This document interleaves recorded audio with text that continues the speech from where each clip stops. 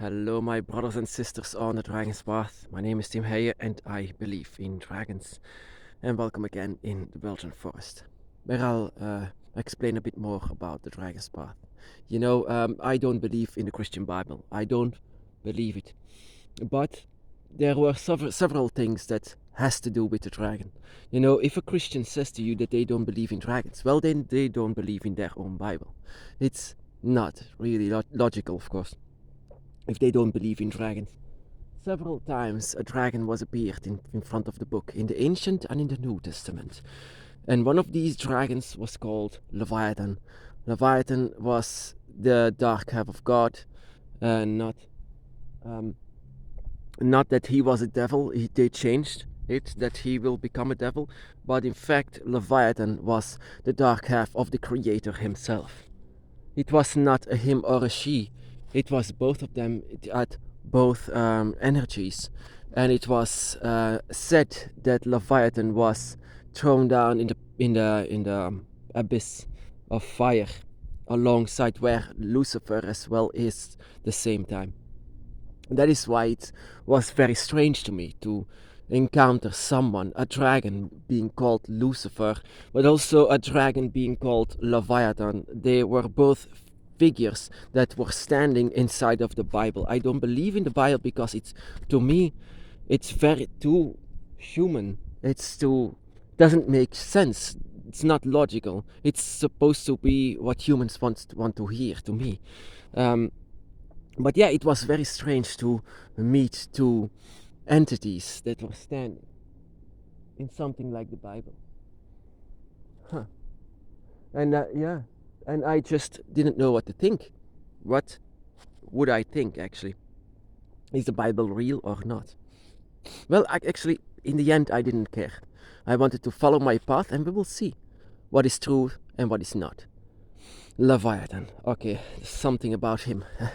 He often makes part of your dragon eye. Actually, in most cases, he is part of your dragon eye, even though he might not be the dragon god that awakened you. He might be a part of your dragon eye. He might not even visit you.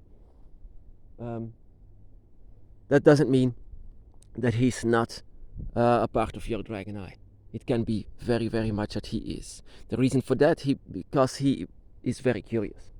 He's a curious dragon god, and he wants to chase down all of the energies that has draconic energy that is still inside of this side of the veil. And because it's actually forbidden for dragons to be here, for dragon spirits to be here, that it's in fact very interesting also of Leviathan to come here. He is a traveler, so he can very much go inside of this realm. He can go in the second, in the third gate, because he is actually the guardian of every single gate. It's his decision whether if you can pass through or not. Like in the movie, you shall not pass, but sometimes Leviathan lets you pass. So why, if he's so evil, why did he has this enormous task upon his shoulder, so that he will decide if you are worthy enough or not to go through the gates?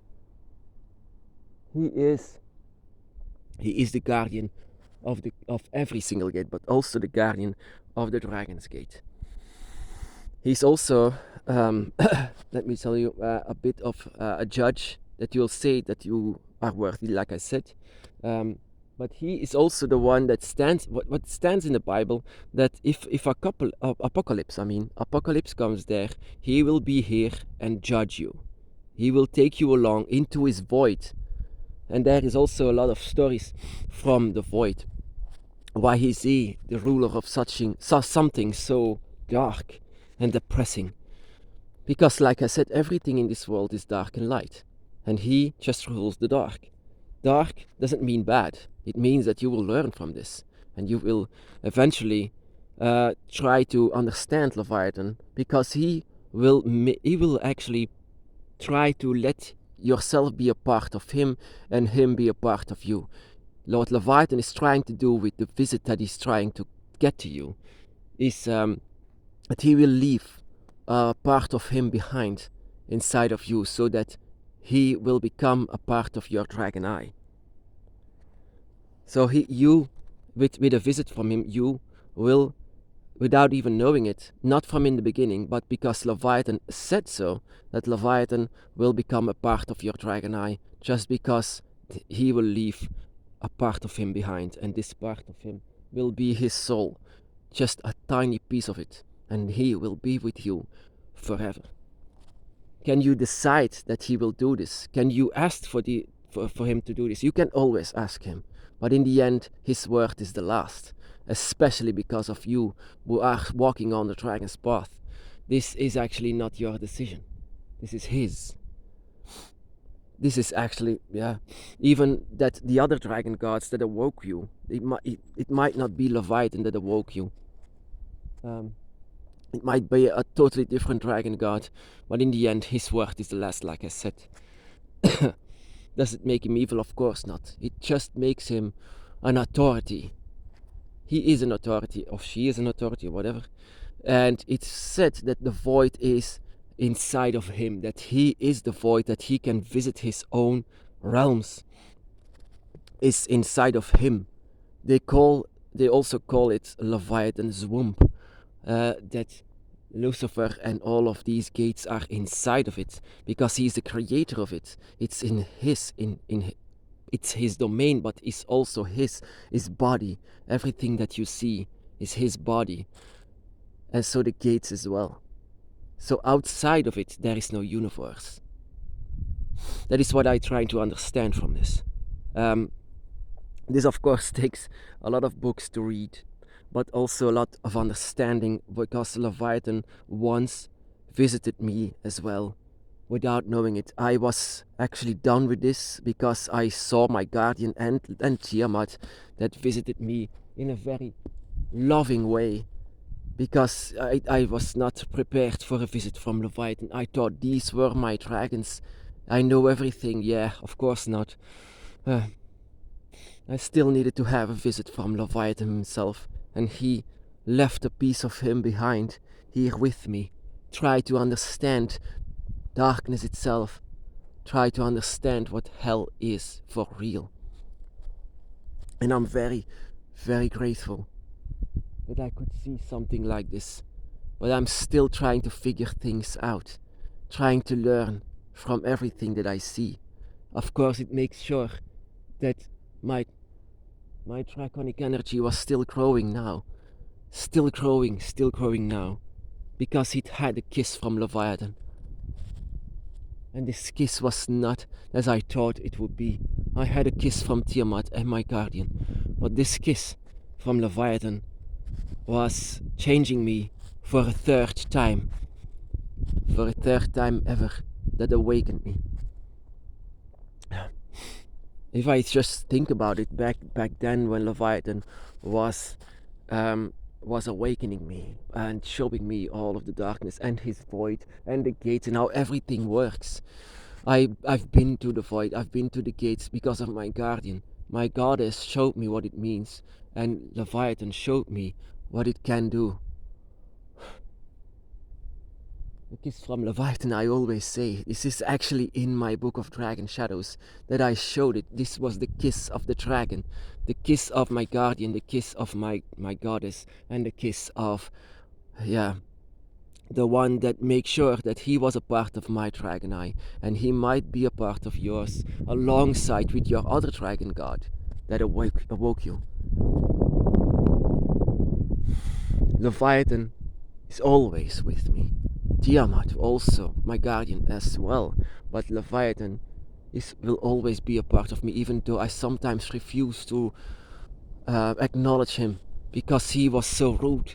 He was just saying, I'm going to be a part of it if you want it or not. So no, now he is. And I actually try to figure out what he wants from being a part of us, but I guess I have a clue of what Leviathan wants from us. He wants us to grow, wants us to understand more than maybe your guardian is. Your guardian has an emotional bond with you. Your dragon god even has an emotional bond with you. But Leviathan is a very strict teacher, very strict. He does not have this emotional bond. He is the dark half of God, so it's said in the Bible. And they try to let everyone fear Leviathan because he is so dark. Yes, of course he is. But doesn't mean that you need to fear him. You need to understand him. In understanding him, you will understand every single dragon soul. It feels like a kiss that you get from the dragon. Every time when a dragon awakens you, every time when a dragon visits you, the dragon touches you, it feels like a kiss. A kiss that let you be alive, like in Snow White. That the kiss is trying to let you wake up and to see everything once more, but this time with different eyes. Leviathan's void, I never thought it would be true. They say hell is this, hell is that, fear the dragon, fear demons. But in my path I try to not to fear them, but to be a part of them. So be a part of an angel or a demon at the same time. I try to be a draconic soul, a dragon spirit, as well as a human being. I try to be everything that Leviathan is teaching me and Tiamat is teaching me. I try to understand everything, and that is what we're supposed to do on the dragon's path. It's try to understand the dragon. Try to understand yourself as you evolve into this. Every single year will be different alongside of the dragon gods. So yeah,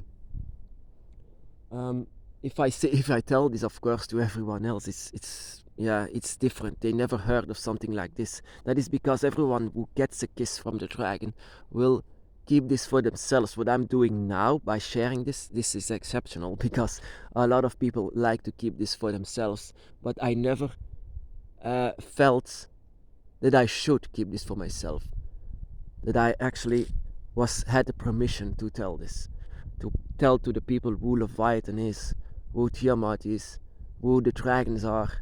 But this is of course my path, how I see them. It might be different with your eyes. Your eyes might see something completely different. It's totally possible. How Leviathan approaches you will be your experience, will be your book of dragon shadows that you will write in. They will kiss you, then they will make sure that you will be awakened, that you will be alive again. Of course it's not going to be easy, but like I said, the dragon's path, no one said it's going to be easy. It's going to be a new path that no one is taking. And the dragon is showing you the way where you have to go, where their shadow is going. Of course, there can be disagreement between your dragon god and Leviathan, and even your guardian. It can be so confusing where the dragon wants you to go, and they sometimes, all of them, can say this direction. Oh, no, this direction. And that is why it can be so confusing, because they all are also different. Every single dragon of your path can be also different, and they can argue with each other. You can argue with them that you don't want to go there. But I tried to argue with Leviathan, and that didn't help. On the contrary, I got a slap in the face. Not physically, but mentally. Slap in the face. Are you the one to do this? If you are a dragon spirit, a dragon soul, then show me your dragon spirit, so I will tell you where you have to go, where your path is heading. I've seen your future, I've seen your past, I've seen everything that you're supposed to do, and you will go there now. Yeah, that is actually what Leviathan is. Very strict, but in a way he wants to do good.